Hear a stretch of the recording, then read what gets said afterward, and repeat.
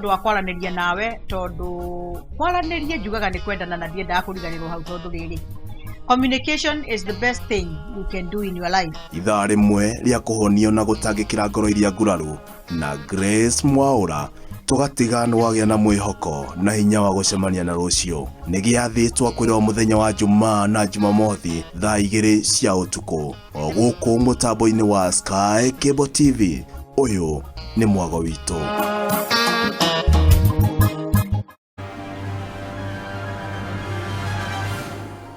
Mpenzi mtazamaji, karibu sana kwenye Sky Cable TV Kenya.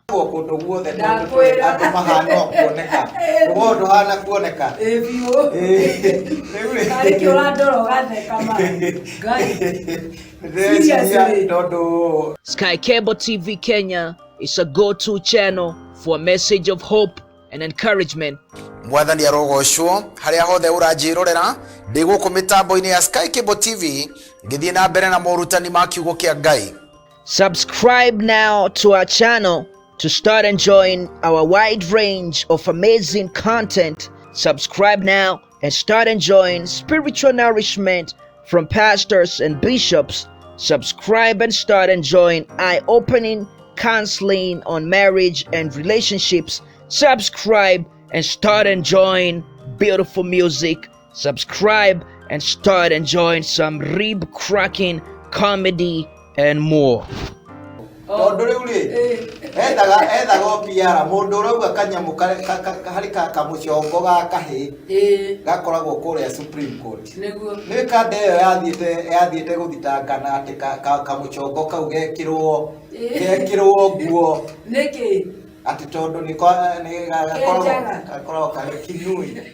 Na njukite guku ni undu wa kwenda kuumiriria ngoro cia andu aria magikorwo moritwo ni hinya mahote gucokwo ni thayu na mahote guthii na mbere na muturire na kwaria ni kwendana na kuo kwendana niguo thayu ri koguo nikio tuoka ringi nigetha tuhane uhoro sararuko tutikuhitha tukwaria uria Ngai atwirite na tutiukite hi nigetha tukuonererie we uria uwi na uria tuwi riu twekire kiondo-ini kimwe maundu magacire na moke wega ni tondu Ngai witu ni atutuma. Ageni ne mogeithio ageni ne mogeithio ne mogeithio ageni ne mogeithio ne mogeithio ageni ne mogeithio ageni ne mogeithio ne mogeithio ageni ne mogeithio ne mogeithio. We also offer the following services: wedding coverage, photography, videography, advertisement, production, branding and design, events coverage, and send-off coverage. And here is our contact info. Thanks for watching. Share this video and subscribe now to our channel.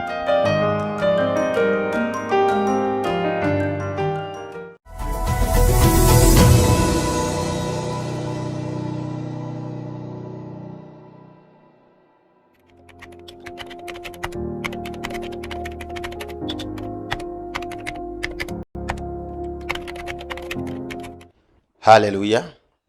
Praise the name of Jesus.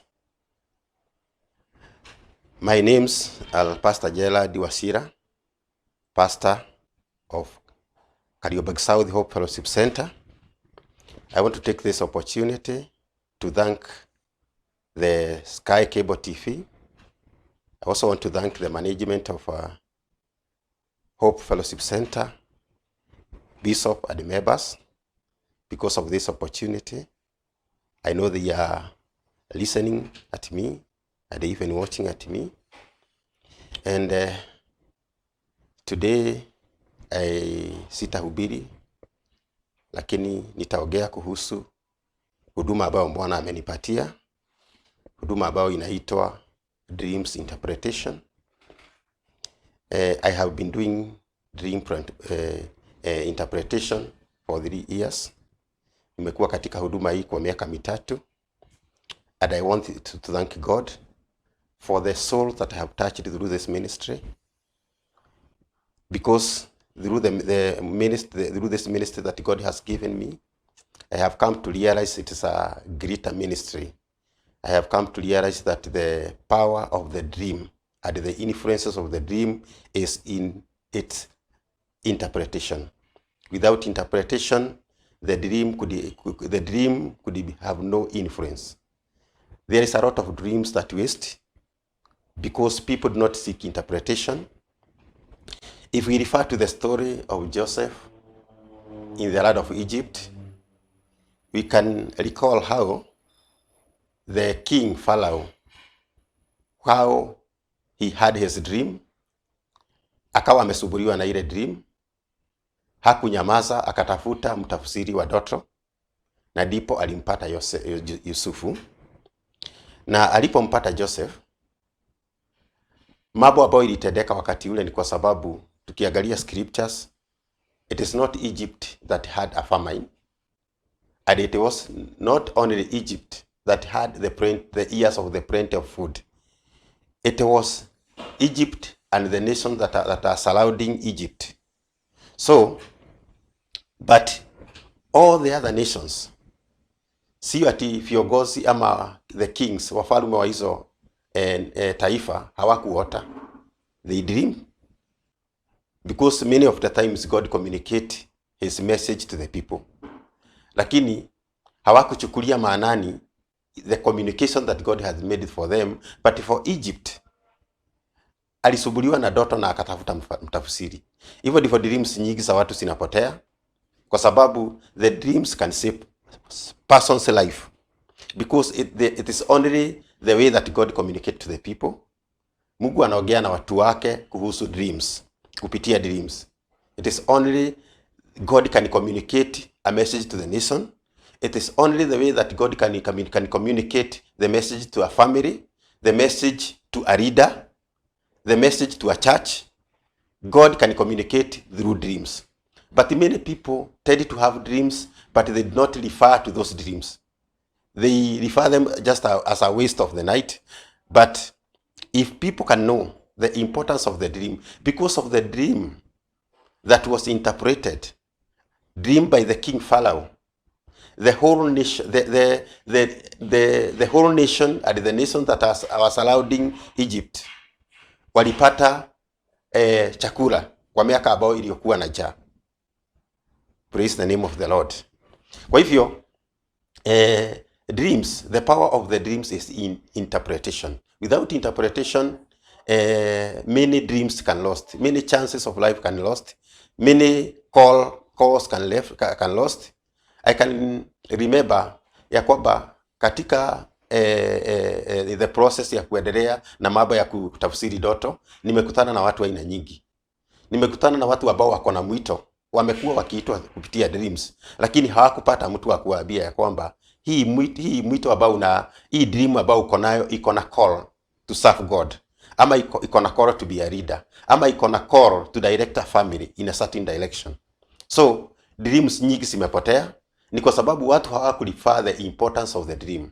I want to say this ministry of dream interpretation is also the same as the prophetic ministry, because some of the dream are prophecies ambao zinaambia watu mambo ambao wanastahili kufanya, ama the warning that God is giving unto them, all the call that God is calling unto them, all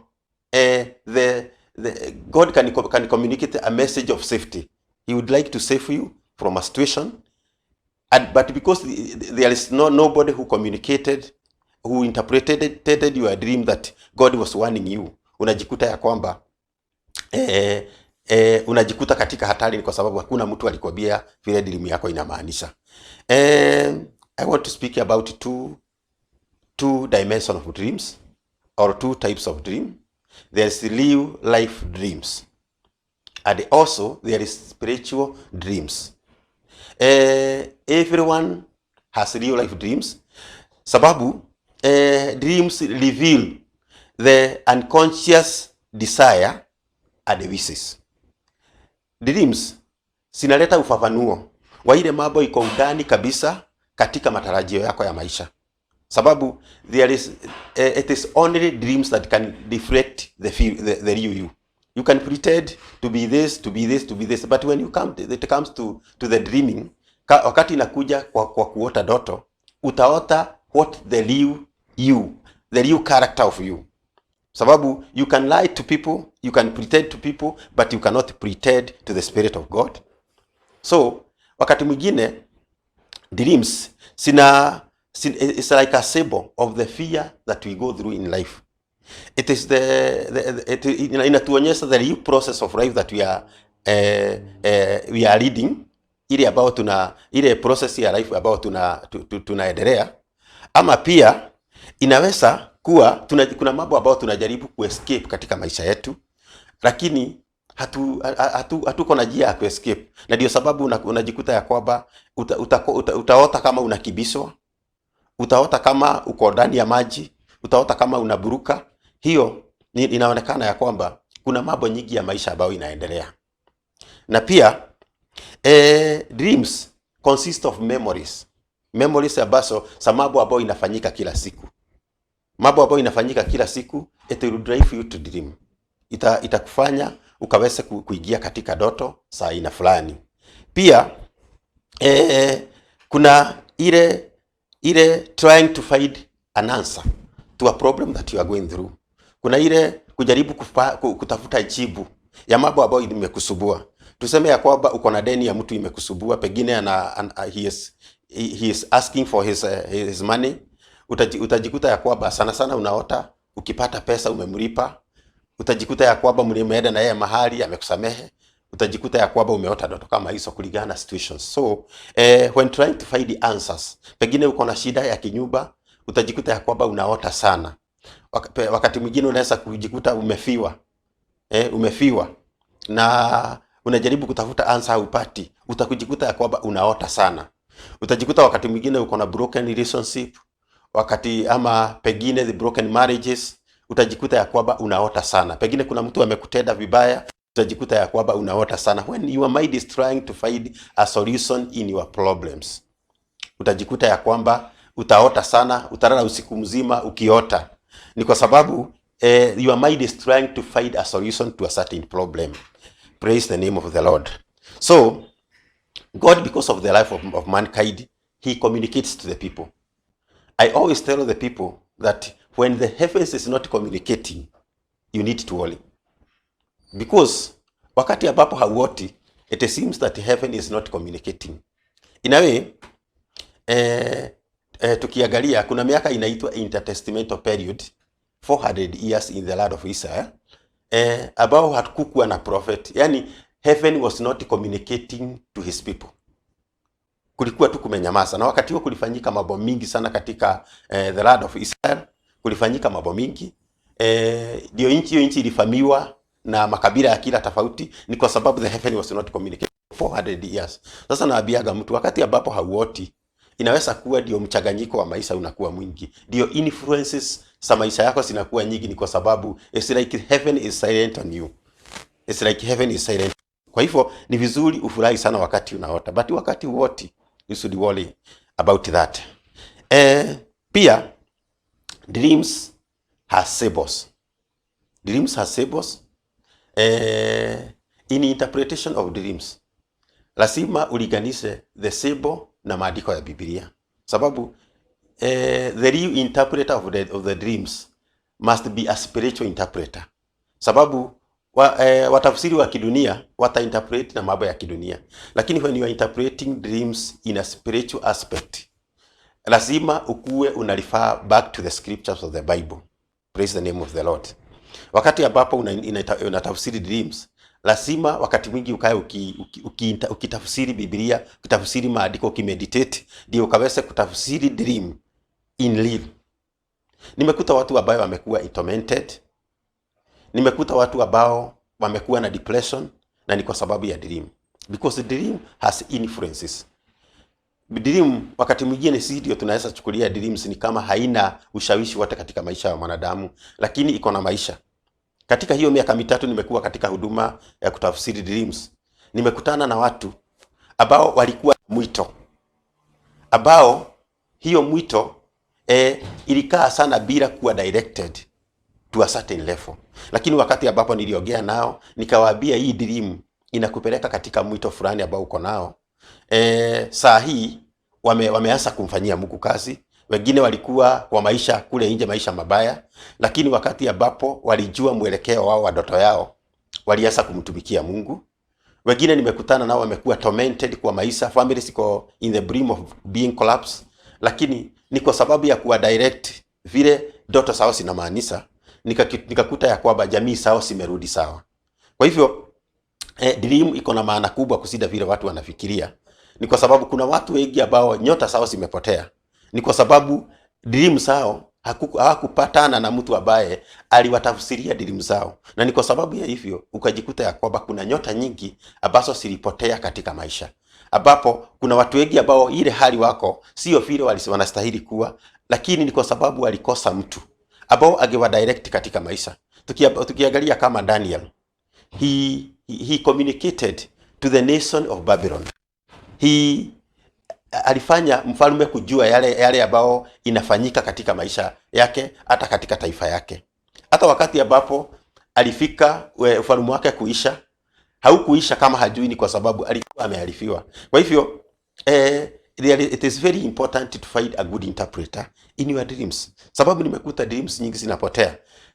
Wengine watu wameenda katika depression. Ni kwa sababu dreams wakati zinakuwa nyingi, zinatengeneza a stronghold. Zile nyumba mnasikiaga zinapigwa mawe, watu ambao unaona wakienda katika barabarani wakijiogeleshea, wengi waliota ndoto nyingi. Ndoto zikatengeneza stronghold katika maisha, katika fikira zao, na zilipotengeneza stronghold katika fikira zao, wakakosa mtu wa kuelezea na kuwatoka katika minyororo ya hizo stronghold za ndoto. Kuna mmoja juzi tuliongea na yeye akaniambia ya kwamba ameota kiwango ya kwamba sasa anasikia breathing people are breathing in his house at the salon, that people are breathing in the bedroom at the salon. Anasikia watu wakipumua. Ni kwa sababu ndoto sasa zimekuwa mahali zimeanza kumhaunt katika maisha. Kwa hivyo najua ya kwamba kuna watu wengi out there ambao wananisikiza, ambao wananiangalia, ambao wanapitia shida katika ndoto.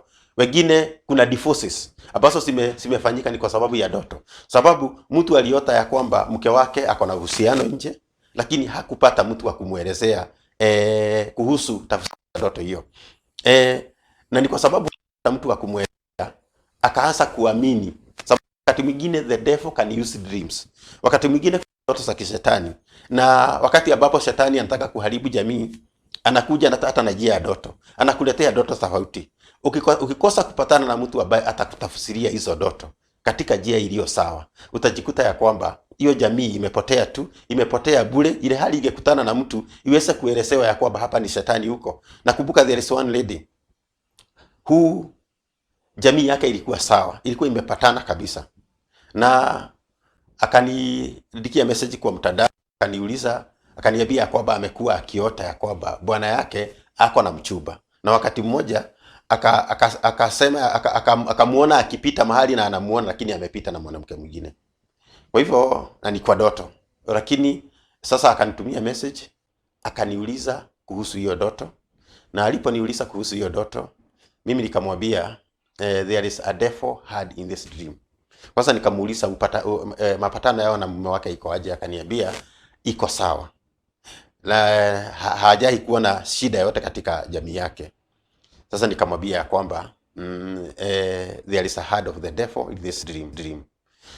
Hakuniamini, alienda akauliza pastor wake, na alipouliza pastor wake hakumueleza, sababu alimuelezea ni kama kwamba mume wake ako na uhusiano, na kuanzia siku hiyo jamii yake ikaanza kuleta shida.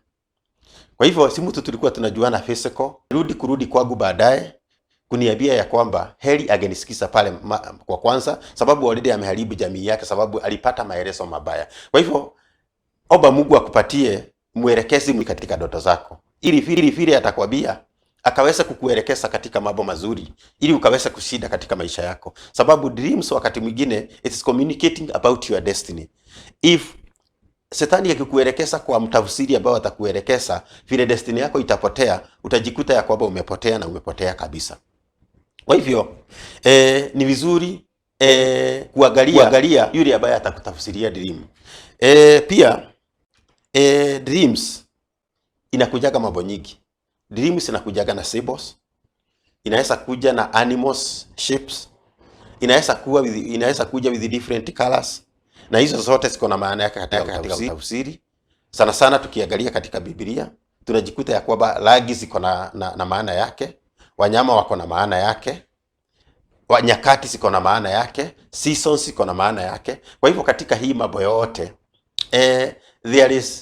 all those are symbols. All those are symbols in the dreams.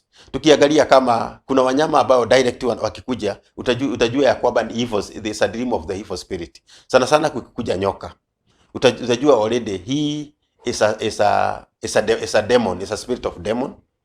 Kukikuja paka utajua hiyo ni spirit ya demon. Kukikuja kitu kama nguruwe utajua that is pia ni spirit ya demon. Kukikuja pia kitu kama bat hiyo utajua pia ni spirit ya demon. Kukikuja kitu kama mbwa utajua hiyo ni spirit ya prostitution ama sexualist, utajua hivyo. Pia kukikuja kitu kama ng'ombe ama buzi utajua hizo ni ndoto ambao zinaonekana kunawiri or prosperity. Pia vitu kama gold, dhahabu. Ukiona dhahabu utajua ya kwamba this is financial breakthrough. Ukiona silver utajua this is my financial breakthrough, but not sio kama ile ya gold, lakini iko hapo tu katikati. Ukiona vitu kama hiyo mawe yenye dhamana, ukiona utajua ya kwamba this is financial breakthrough. Pia ukiona kitu kama mvua, ukiona kitu mawingu, utajua ya kwamba those are sign of blessing. Ukiona kitu kama storms, utajua ya kwamba hizo zinaelekeza mambo ya baraka ya mvua, na mahali popote ambapo kunatajwa mvua ujue ya kwamba hiyo ni symbol of blessing. If you examine the symbol enough, ukiexamine the symbol enough, it is still elaboratic, yani inaelezea vizuri na unaweza kujua tu sana sana ukiangalia symbol na mambo ambayo hiyo kitu inafanya. Ukiangalia kama ni maua, kama ni maua utajua tu maua yana present the beauty.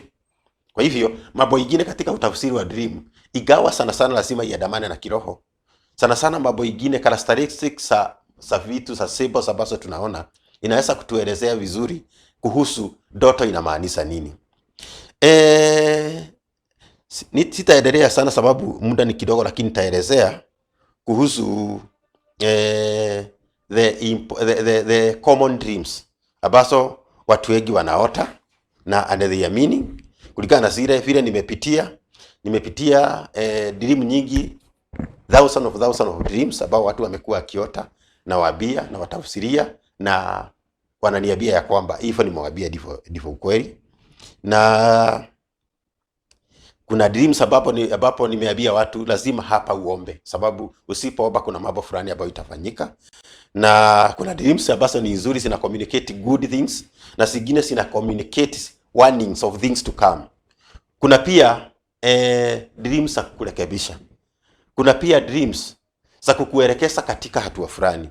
Kuna dreams pia za kuteganisha na watu fulani ambao pengine wangeharibu your destiny. I want to speak about the common dreams ambazo niko na a lot of common dreams ambazo watu wanaota, lakini niko na more than 200 dreams ambao nimezipitia, nimetafsiria watu na zimekuwa hivyo. Lakini kwa leo nitaelezea zile ambao nitaweza katika siku ya leo, ni kwa sababu sina time kubwa. Dream ya kwanza ni death, kifo, kuota mtu amekufa. Isipokuwa ndio iko na maana yake moja, lakini inalingana na umeota namna gani. Kama umeota immediately after someone died, or kama kuna mtu wenu ambaye yuko mgonjwa, ama kuna hali unapitia katika jamii yenu, pengine hiyo dream inaweza kukosa, inaweza kuwa sio ile meaning ambayo nataka kupatiana. Lakini ukikuja unielezee ile dream ambayo umekuwa ukiota, nitakuelekeza kulingana na situation vile iko. Lakini sana sana ukiota dream, sababu unaweza kuota mtu amekufa, either wewe ni mtu wa spiritual ama wewe ni mtu wa kidunia. Kwa hiyo the common interpretation ni cutting ties with a person. Huyo mtu ambaye umeota kama amekufa, Anaweza kuwa ni mtu mmekaa muda mrefu bila kuonana, ama ni mtu ambaye kwa muda kidogo atatoka, yani atakuwa hayuko karibu na wewe ukamuone, pengine atahama, pengine mtakosana, pengine ni mtu ambaye atahamia mahali fulani ambao utamuona mara nyingi, ama ni mtu mlikuwa na yeye so much often, lakini kuna wakati sasa ameanza kukaa mwezi mzima, miezi miwili hamuonani. Huyo mtu unaweza kuota kama amekufa. Kwa hivyo na sasa hiyo sisemi ya kwamba ndio maana yote ya death in a dream, lakini sana sana kwa in common dream, kwa wale wameokoka, wale hawajaokoka, sana sana ukiota na mtu amekufa, anaweza kuwa amekuondokea katika maisha katika hali fulani. Kwa hivyo ukiota hiyo ndoto, usijali sana ya kwamba kuna mtu wenu atakufa. Jua ya kwamba ni ndoto inaelezea kuhusu separation with someone, ama hamtaonana tena. Pia tukiingia katika spiritual kidogo, wakati umeota mtu amekufa, huyo mtu muombe, sababu sana sana anakuaga kama ni mtu mlikuwa naye katika hali ya kiroho, anaweza kuwa he is spiritually attacked, anaenda chini kiroho, katika kiroho ameenda chini, pengine kuna dhambi fulani ambayo imemlemea na imemwagusha, imempeleka katika chini ya kiroho. Kuna hali fulani ya kiroho anataka angalie. Pia ya pili, ukiota na sewage, ukiota na toilet, ukiota na mafi, ama ujione uko kwa choo, ujione unapitia katika sewage, ama uone katika kwa mtu ambaye unajua, na ni mtu ambaye umekuwa naye katika wokovu, unaona there is flow of sewage or dirty filthy things, ujue hiyo that is a spiritual filthiness. Hiyo ni uchafu wa kiroho, na ile kitu ambayo tunachukia hiyo, that is how God see those things. Hivyo ndivyo Mungu pia anaona. Wakati ambapo tunaona mtu mcherati, hata Mungu anamuona akiwa mcherati. Wakati ambapo tunaona mtu hali za ulimwengu zimechafuka, hata macho ya Mungu inaona hivyo. Kwa hivyo wakati ambapo unaona sewage, wakati ambapo unaona choo, huyo ni mtu ako the lowest level of spiritual life. Ni mtu ambaye ako under attack of the spiritual life, ambaye pia anahitaji maombi. Kwa hivyo ukiota pia wewe mwenyewe unajiona unaota ukiwa kwa choo, ama unajiota umepakwa uchafu kama wasioji ama mafi, ujue ya kwamba kuna shida ya kiroho ambayo inaendelea katika maisha yako na unahitaji uifanyie kazi. Ya tatu, driving a car. Kuota kama unaendesha gari. Pia kuota kama unaendesha gari iko na maana ya process of life, ama maendeleo katika maisha yako, kulingana mienendo ya maisha yako, vile maisha yako inaendelea. Wakati mwingine watu wengi wakiota hii dream ya kuendesha gari, wanajikuta wakati mwingi wamestuck, ama una drive in a long way, ama steering imeisha, ama unajikuta ya kwamba miguu imetoka, unakuta hiyo gari haina miguu. Sana sana inakuaga ni ile hali yako ya maisha inaendelea. Wakati umestuck, unajua ya kwamba there is stagnation in your life. Unajua ya kwamba unajaribu kudrive maisha yako, lakini kuna pigamizi nyingi katika maisha. Kwa hivyo wakati ambapo unaendesha gari, uone ya kwamba inakwama, uone ya kwamba imetoka miguu, uone ya kwamba kuna shida, pengine kuna watu wamekusimamisha, pengine njia imefungwa, ujue ya kwamba there is problem in your process of life.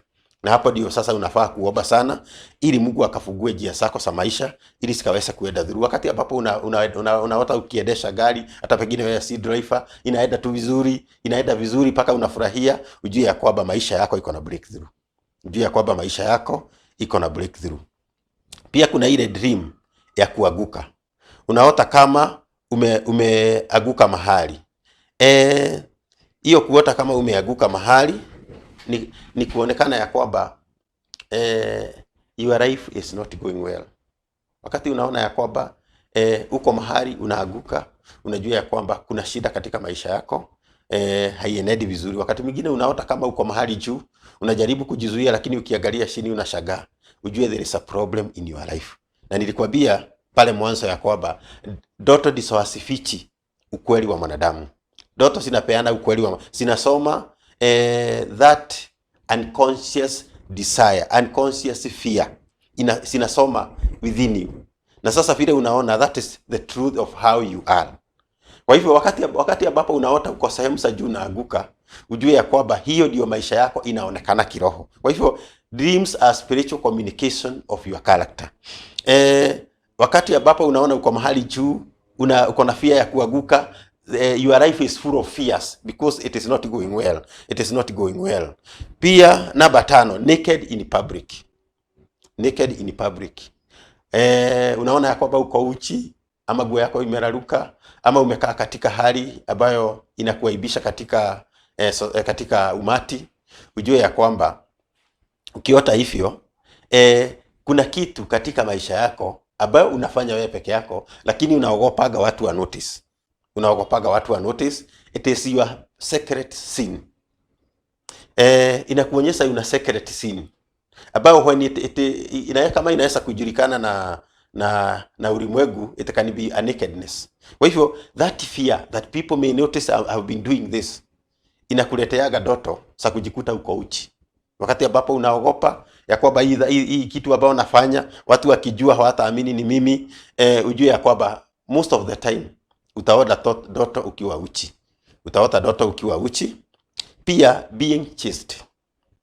Uota ya kwamba unakibishwa. Hiyo ndoto nyingine watu wengi wanaota sana hiyo ndoto. Ya kwamba nimekibishwa na mnyama, nimekibishwa na wanadamu. Ukijikuta ya kwamba unaota ndoto kama hiyo, ujue ya kwamba kuna mambo unang'ang'ana kutorokea. Kuna mambo unang'ang'ana kutorokea, unajaribu uwe safi, ukaweza kutorokea hiyo hali, lakini ni kama kwamba hiyo hali imekatalia. Ndio wakati mwingine utajikuta ya kwamba unakibishwa na either na mnyama, lakini utajikuta ya kwamba umestuck. Yaani umeshindwa kuenda. Unajikuta ya kwamba unajaribu kupitisha mguu lakini haiendi. Ujue ya kwamba kuna mng'ang'ano katika maisha yako. Kuna mng'ang'ano katika maisha yako. Kuna mambo ambayo unajaribu kuondokea katika maisha. Kuna hali za kimaisha ambao unataka kuondokea. Those situation hasiondoki, na ndio sababu nakuta you are stuck. Ni kama there is spirits that are following you, lakini hauwezi kusitorokea kabisa sababu zimekushika, zimekuweka minyororo. Pia back in school. Hii ndoto pia imesubua watu wengi. Back in school. Watu wengi wamekuwa wakiota kama wamerudi shule, na hiyo sio ndoto mzuri sababu ni ndoto inaonyesha sana backwardness. Kuna mambo ambayo ungefanya pale mwanzo ukiwa mtoto, pengine ulichezea masomo yako. Kuna wengi ambao mlikuwa mnasoma na wao waliprosper, lakini wewe bado unang'ang'ana katika maisha. Hapo ndio utajua ya kwamba the spirit that is communicating inside you inakuambia ya kwamba you are back. Kuna mambo ambayo yani ile hali huko ni kama tu mahali pale uko shule, ulikuwa shule. Kwa hivyo inakurudisha nyuma katika mahali ulikuwa wakati ulikuwa shule.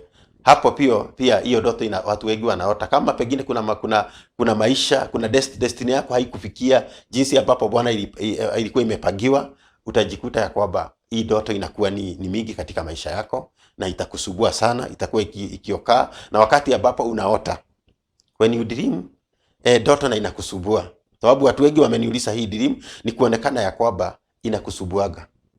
Wakati ambapo umeota ndoto na unaikumbuka, pia unatafuta mtu wa kukuelezea, ujue ya kwamba ni ndoto ambayo inasugumusa ukweli wa hali ile ilivyo. Pia inadhihirisha pia stagnation. Inadhihirisha ya kwamba maisha yako haiendelei, ina mahali imestuck, ina mahali ambapo haipiti, imekaa hapo. Kwa hivyo hiyo inastahili uombe sana ili Mungu akutoe katika hiyo hali. Doing an exam. Hii watu wengi sana wanaota wakifanya mtihani, na nataka kukuambia ya kwamba hii ni ndoto ambayo ni very disturbing. Hii inafanywa na watu wote. Ni kwa sababu kuna hali katika maisha yako imekaa, you are not prepared. Unpreparedness in life. Pengine unaweza kuwa hata katika kazi yako, kazi unayofanya, unaona mahali ambapo umefikisha sio vile inafaa kuwa. Unajiangalia unaona I'm not well prepared for this. Wakati ambapo unapitia katika hali ya kuwa unprepared in things of life. Wakati huo utajikuta ya kwamba unafanya mtihani. Na wakati mwingi ukijikuta ukifanya mtihani, utajikuta ya kwamba pengine umechelewa, pengine umefanya vibaya, unaitisha karatasi kingine, pengine mataimu imeisha ya kufanya mtihani na hujafanya. Wakati huu utajikuta ya kwamba katika maisha yako unataka urudi nyuma, uprepare vizuri kwa sababu ya hali za maisha yako, day to day activities. Unafaa sasa kujiprepare vizuri, sababu hii ndoto inadhihirisha, ina communicate ya kwamba you are not getting prepared properly. Wewe hauko na preparation mzuri katika maisha yako. Pia kuna ndoto ambayo watu wanaota wakiburuka, flying dreams. Watu wanaota wakiburuka, wengine wanaburuka with a lot of fear. Wakati ambapo unaota umeburuka with a lot of fear, ujue ya kwamba kuna baraka iko mbele yako, sababu ndoto yote ya kuburuka ama ya flying in the air inaonyeshana the freedom of the soul, ya kwamba kuna hali ile hali unapitia. Sana watu wengi wakipitia hali mzuri katika maisha wanaotaga wakiburuka bila uoga, wanaburuka vizuri bila uoga, they are enjoying the flying. Lakini watu wengi wakama ni communication that their life are going to be better, and the situation that they cannot even believe it, wanajikuta ya kwamba wanaburuka lakini wanaogopa, wakiwa juu wanaogopa kuanguka. Kwa hivyo hiyo ndio dimension mbili ya dream ya kujikuta ya kwamba unaburuka, ya kwamba there is freedom, kuna breakthrough katika maisha yako, kuna mahali ambapo unapepea mahali pazuri. Kwa hivyo hiyo ni dream, ni ndoto ambayo ni mzuri. Unfaithfulness of your spouse, sababu hii watu wameota, hii watu wamekuwa nayo sana, wakiota about the unfaithfulness of their spouse. Hii imeharibu jamii, hii nimekuwa nikidiru nayo sana, sababu watu wamekuwa wakiota sana ya kwamba kuna shida ya mchumba wake ama ya mume wake ama ya mke wake. Hiyo imeleta shida sana. Lakini nataka kukuambia hii ndoto ni fear ya kimapenzi, fear ya kimapenzi, and trusting your spouse. Unajikuta ya kwamba hii ndoto unaota sana, ama sana inakujaga katika uoga wa kihusiano wa mapenzi. Hii ndio ukiwa katika hiyo hali ya uoga sana ndio ina communicate, ndio unaotaga ndoto za unfaithfulness of your spouse. Pia kwa wale watu spiritual, kwa wale watu ambao ni waombaji, inaweza kuwa unaonyeshwa vile hali iko, ama Mungu anakuonyesha mtego ambayo your spouse ametegewa, sababu tumeishi katika nchi iko na mitego mingi. Na ndio sababu ndoto kama hii ni vizuri sana utafute mtafsiri ambaye atakuelezea katika njia iliyo sawa, sababu unaweza jikuta it is a very sensitive dream. Ukikuta mtu ambaye hayuko prepared vizuri, si mtu ambaye anachiba sana kuhusu dreams, atakwambia kwamba your spouse is unfaithful. Lakini ukienda kwa mtu ambaye ni muombaji, atakuelezea vizuri, akuelezea your husband is in a certain trap, ambaye hajui hata yeye. Lakini usipoomba utajikuta ya kwamba hali hiyo imekuja katika jamii yako.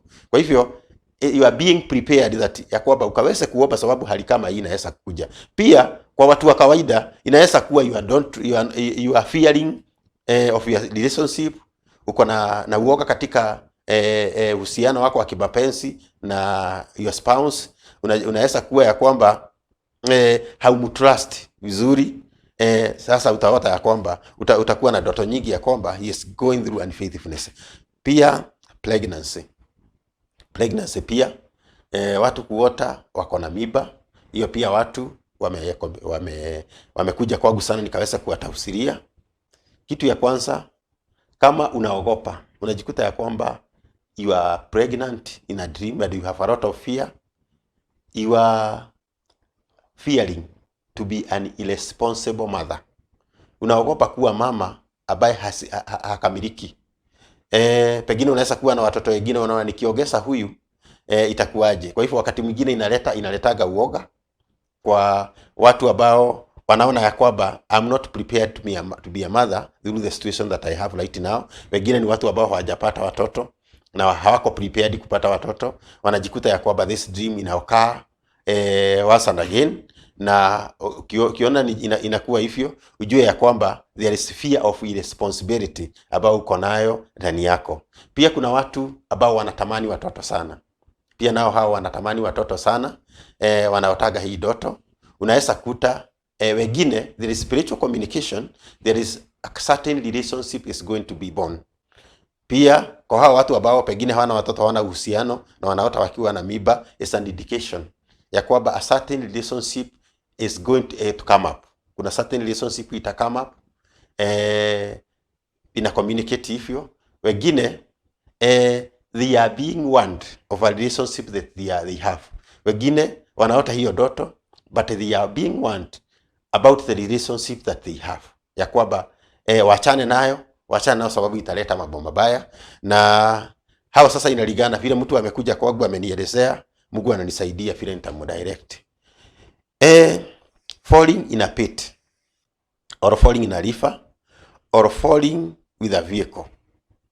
Kuanguka katika shimo kubwa, kuanguka katika mto, ama kuanguka katika na kuona kwa gari lakini imeanguka. Hiyo inaitagwa nightmare. Inaitagwa nightmare, na inashika watu wengi kwa wakati ambapo wako na uoga. When you are fearing when you have a fear of unknown, wakati ambapo uko na fear, you are confused. Hujui maisha yako inaelekea wapi, hujui hali ambayo unaiogopa itaishia aje. Unajikuta ya kwamba you have a lot of nightmare, dreams za kuogopesha.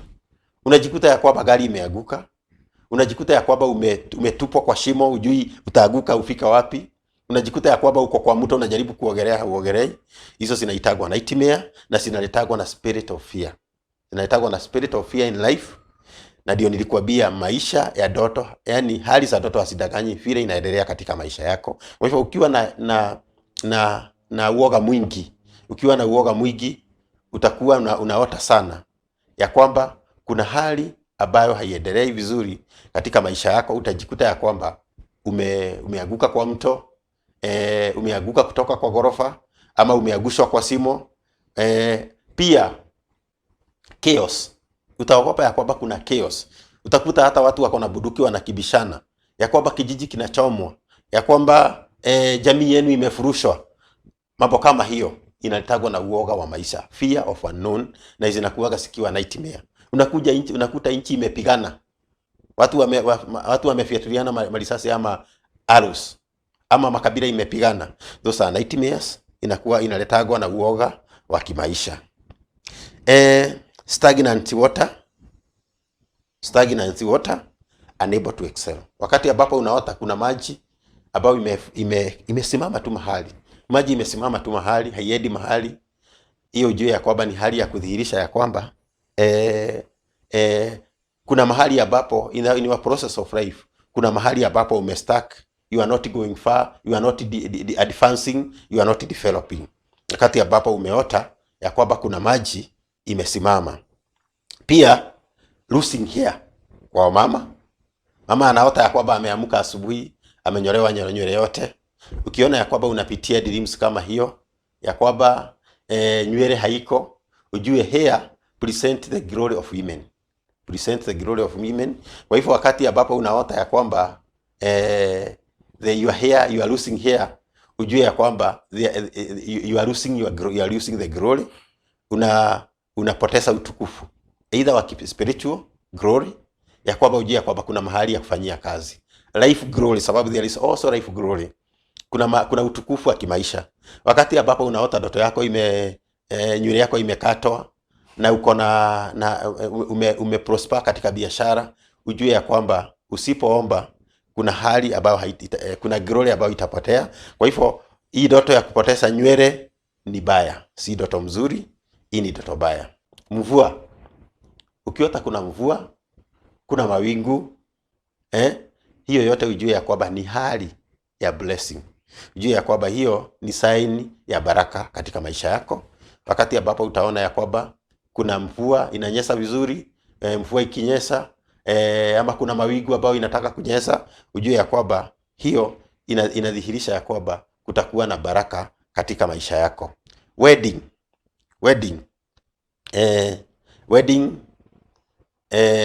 is a scaring dreams pia. Watu wengi wanafurahi sana wameota ndoto za harusi, pengine unafikiria utaolewa. Lakini wedding, wale wameota ndoto hii, wakati mwingi it resort to a sorrow. It resort to a sorrow. Wakati unaona kuna wedding, kuna mkusanyiko wa watu, ujue ya kwamba pia in one of the other inaweza present a value. Inaweza kupresent a value, either value for a friend, either value in a family, either value in a church, or value in a society, or in a locality. Kwa hivyo wakati ambapo umeota dream na wedding, unafaa kuomba sana, sababu inaweza kuwa haidhihirishi vizuri. Alafu pia inaweza kudhihirisha problem katika jamii yako. Wakati ambapo umeota na wedding, inaweza kudhihirisha kwamba kuna shida katika jamii yako. Kuna shida ambayo inafanya kazi katika jamii yako. Kwa hivyo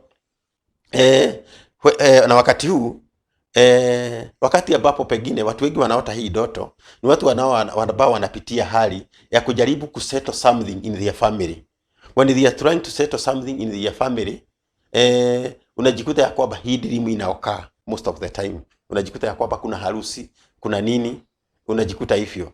Wakati ambapo kuna shida ya doa katika maisha yako, pengine hauolewi, pengine umepitisha muda unaona kama umepitisha muda wa kuolewa, utajikuta kwamba hii ndoto unaiota sana. Trying to settle down the issues of marriage inakujaga pia.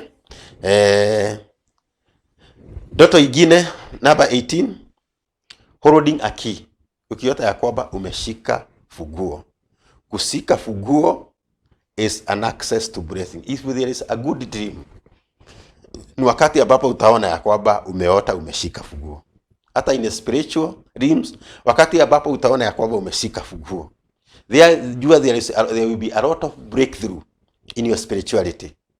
Wakati umeona ya kwamba umeshika funguo hata katika biashara, ujue ya kwamba biashara yako iko katika hali ya kunawiri. Ina communicate kiroho, ndani ya roho there is communication, that there is something that is happening in the spiritual realm about your breakthrough, about your blessing in what you are doing. Kwa hivyo wakati ambapo umeota umeshika funguo, that is a dream. Hata unaweza kuomba, jikumbuka ya kwamba shetani alinyang'anywa funguo, na aliponyang'anywa funguo, hapo ndio tulipata wokovu. Kwa hivyo funguo, it is a symbol of blessing. Iko na a lot of meaning, a greater meaning in a breakthrough.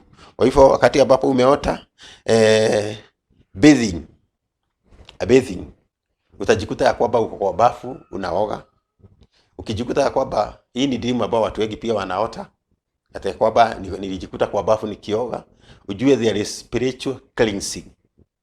Kuna uchafu wa kiroho ambayo unaoswa sasa katika maisha yako. Yani there is a breakthrough working out in you. Kuna sanctification ambayo inafanyika katika moyo wako. Kuna hiyo hali ya kuoshwa ambayo inaendelea. Kwa hivyo hii ni pia ni ndoto mzuri katika maisha ya mwanadamu. Number 20, praying. Hii watu wengi wameota wakiomba, watu wameokoka wajaokoka, wameota wakiomba sana. This ni wakati ambapo umeota unaomba, hii inamaanisha there is spiritual alertness. Ya kwamba you are alert spiritually. You are so much alert. Either kama ulikuwa umelala, your spiritual alertness is growing up. Kuna mambo ambayo you are so much alert in the spiritual things. Wakati ambapo unasikia kwamba kila kitu unaiangalia kiroho, ujue ya kwamba hii ndoto itaokaa, na inaokaa kuonyesha ya kwamba kuna mambo ambayo inapitia ya kiroho, kuna uchafu wa kiroho unatolewa katika maisha yako. Pain. Unaweza ota umeumwa na mahali. Umeumwa sana. Hiyo ndoto ya kuumwa sana is health transformation. Kuna mambo ya kiafya inafanyika katika maisha yako. Yani katika mwili wako kuna mambo ya kiafya ambayo inafanyika.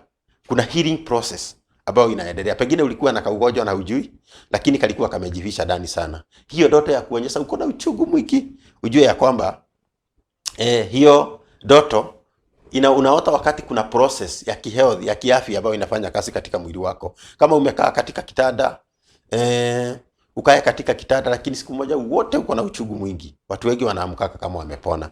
Kwa hivyo wakati ambapo umeota ya kwamba umesikia a lot of pain inside your body, ujue ya kwamba kuna spiritual things ambazo zinaendelea. Pia ukiota na furaha na maua, unaona maua watu wanaota sana nayo pia inaelezea kuhusu the expression of love. Pengine wakati ambapo unapitia katika hali ya kimapenzi, pengine kuna mchumba amekuuliza na umemkubali, unasikia kwamba hiyo wedding iko na breakthrough, hiyo relationship iko na breakthrough, utajikuta sana unaota sana na maua. Pia wakati ambapo umependa watu, wakati ambapo unasikia tu umependa kila mtu, wakati ambapo unasikia upendo wako umeenea, yani hauna shida na watu, umependa watu sana, utajikuta kwa sana unaota na maua. Pia ukikuta ya kwamba fetching water, yani kwa mahali unachota maji, hiyo pia watu wengi sana wanaota. Nimesema niko na 200 dreams ambao siko common sana kwa wanadamu. Hii pia ni moja ya kwamba unaota uko mahali unachota maji. Sana kwa wale ambao pengine walichota maji katika miaka yao, wanaota hii ndoto sana ya kwamba wako mahali walienda kuchota maji. Wakati ambapo una hii ndoto, ujue there is blessing and abundance in your life. Either inafanyika kwa sasa, unaipitia kwa sasa, ama it is on your way coming. Wakati ambapo unaona ya kwamba uko mahali unachota maji, ujue ya kwamba there is something of blessing that is happening in your life, or is going to happen in the soonest possible in your life. Pia funeral. Watu wengi sana wanaota wakiwa madhishi.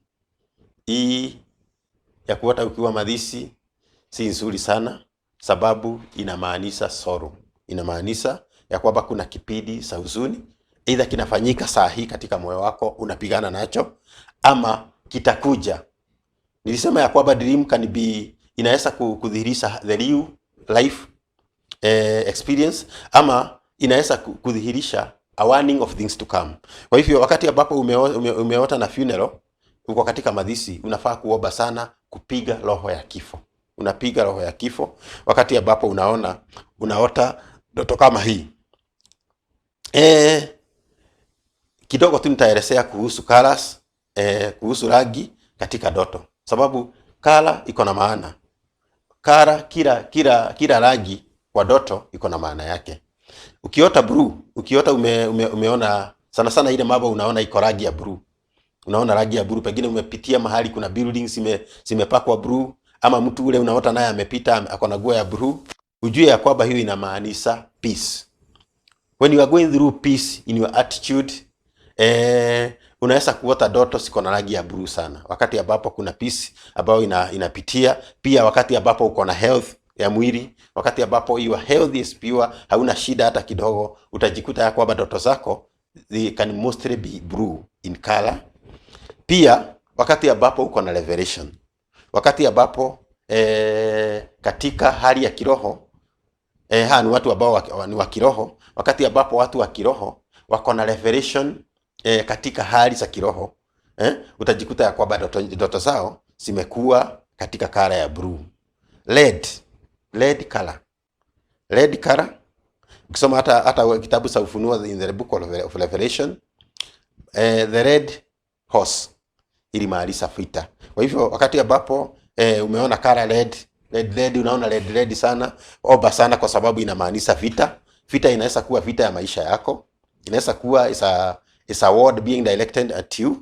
Pia inamaanisha blood, inamaanisha umwagaji wa damu. Kwa hivyo hii ni ndoto, ni ndoto ambayo unafaa kuombea sana. Ukiota ya kwamba unaona vitu za red, hiyo ni ndoto ambayo unafaa kuombea sana. Pia wakati ambapo umekasirishwa na hali, umekasirishwa na watu, unajua ndani yako umejaa vita, wakati ambapo watu wamekutendea mabaya, sana utaota na vitu za red. Kwa hivyo wakati ambapo utaota vitu za red, ombea anga katika maisha yako, sababu utajua ya kwamba hasira zimepanda sana katika maisha yako, zinaendelea katika maisha yako. Kwa hivyo unastahili ufanye kitu ili hasira zikapungue katika maisha yako. Pia yellow in color inamaanisha hope, solution. Wakati ambapo unajaribu kutafuta solution in an issue of life, alafu ujikute ya kwamba ndoto zako zinakuja na kala yellow, ujue ya kwamba you are getting solution in things that you are going through. Pia ujue ya kwamba kuna tumaini katika hali ambayo unapitia. Pia ujue ya kwamba there is relief. Pengine kuna uzito ilikuwa lakini wakati ambapo umeota na kala yellow, ujue ya kwamba there is relief of things about your life. Pia purity, wakati ambapo kuna usafi wa kiroho. Wakati ambapo kuna usafi wa kiroho, utaota sana na vitu zikiwa yellow in color. Orange inamaanisha freedom. Orange nayo inamaanisha freedom. Wakati ambapo uko katika pressing issue, sina kusukuma, unasikia kwamba nikana kwamba hauna freedom, na umeota na kara orange, ujue hapo kuna the freedom is coming. The freedom is soonest coming, or it is even in the process. Kwa hivyo kara orange ni kara mzuri ya kuota nayo. Green automatically means health. Wakati ambapo umeota na green, kama kuna mtu wenu ambaye amegojeka, ujue ya kwamba there is healthy communication.